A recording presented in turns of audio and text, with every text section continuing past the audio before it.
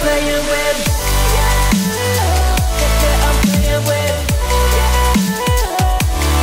And I realize that I will never learn. And I realize that I'll probably get burned 'cause I'm playing with. I'm playing with. Devín, Slovenský raj, aj Bachledová dolina. To už je minulosť. Vítam vás na najťažšej trase tohtoročnej série pretekov Behaj lesmi vo Veľkej Fatre.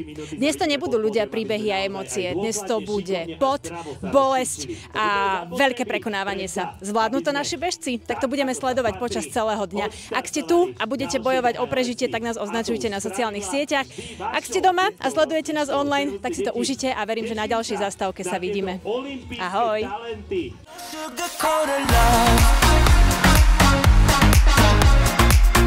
Na štarte stálo 208 lesných mláďat a atmosférou sa vyrovnali aj tým dospeláckym pretekom. Zápasy o prvenstvo boli skutočne dramatické a niektorí pretekári sa do cieľa doplazili. Iní prišli po 4 alebo dokonca s prstom v nose.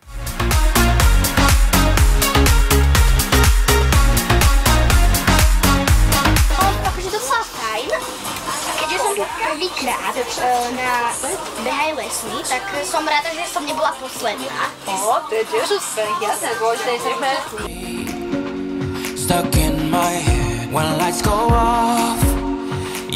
Bežecký deň pokračoval charitatívnym behom Joj Šport Run, ktorý si tento rok zabehlo 189 bežcov. V rámci tohto behu putoval výťažok na univerzitnú nemocnicu v Martine, a to konkrétne na detské oddelenie.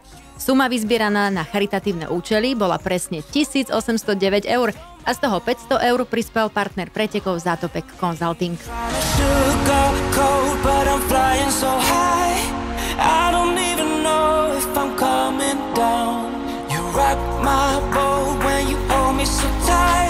Bežecké podujatie Behaj lesmi podporujeme ako hlavný partner už 4. rok. Popri podpore aktívneho života sme v lokalite Ružomberka prispeli aj k vytvoreniu tzv. Zeleného ostrova, v rámci ktorého sme v prvej fáze na jar tohto roka vysadili 18 javorov. Udržateľnosť a podpora ekologických aktivít je prirodzenou súčasťou nášho podnikania.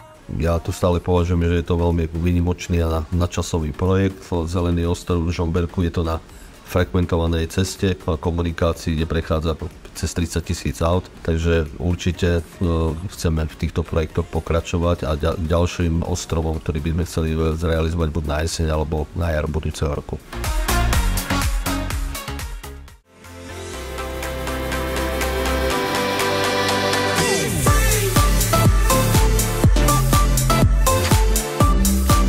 Sme naozaj hrdí na našich partnerov, že premieňajú svoje sľuby na reálne činy a menia tak vlastne naše okolie na lepšie miesto. Keď už sme pri tých činoch, dostávame sa k časti, kde naši bežci z hlavných tratí vyštartovali a šli sa popasovať s kopcami Veľkej Fatry. Bol to naozaj neľahký boj, ale ako môžete vidieť, dali do toho naozaj všetko a v cieli prišla zaslúžená odmena v podobe neopísateľného pocitu, že dokázali niečo, čo ešte nikto pred nimi.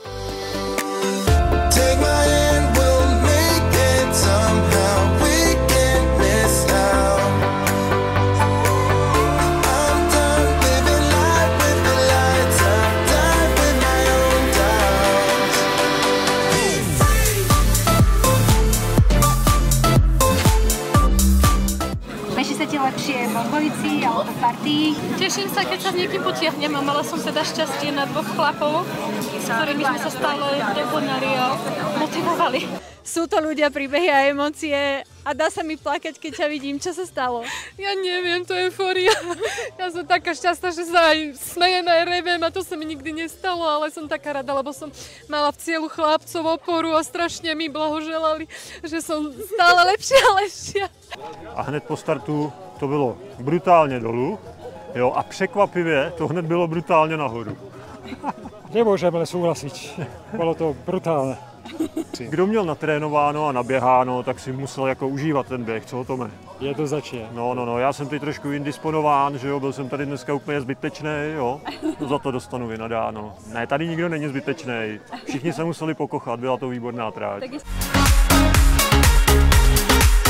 Dnes je to vo Veľkej Fatre nielen drsné, ale aj hravé, a to vďaka nášmu partnerovi Lese Slovenskej republiky Ľudská Čikovská. Dobrý deň. Dobrý deň, vítajte. Mňa najviac zaujalo toto vývojové štádium žaby.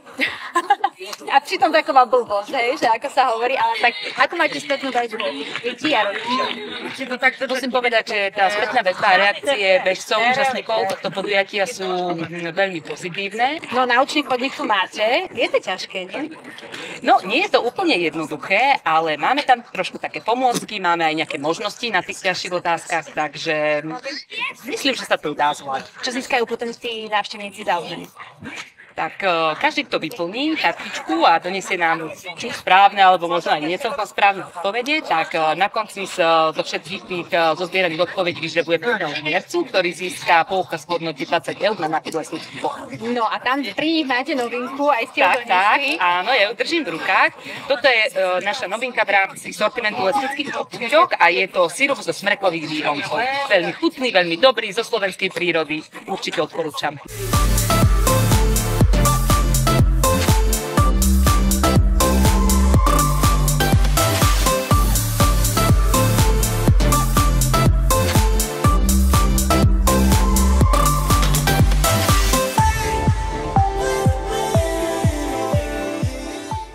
Už máme doližované, už všetci prišli do svojho cieľa a Tibor tiež. Na lyžiach, samozrejme. A trošku menej som bežal, ale pozbudzoval som, aj spolu s ľuďmi boli ste super. To je pravda, my viacej rozprávame ako beháme, ale nás to teší a bude nás tešiť, ak sa uvidíme na ďalšej spoločnej zastávke a tá je 17. augusta v Čičmanoch. Na prvýkrát, dobre. Aké dobre, však je to opäť raz sobota a ten najkrajší víkend zažijete spolu s nami, tak tešíme sa na vás.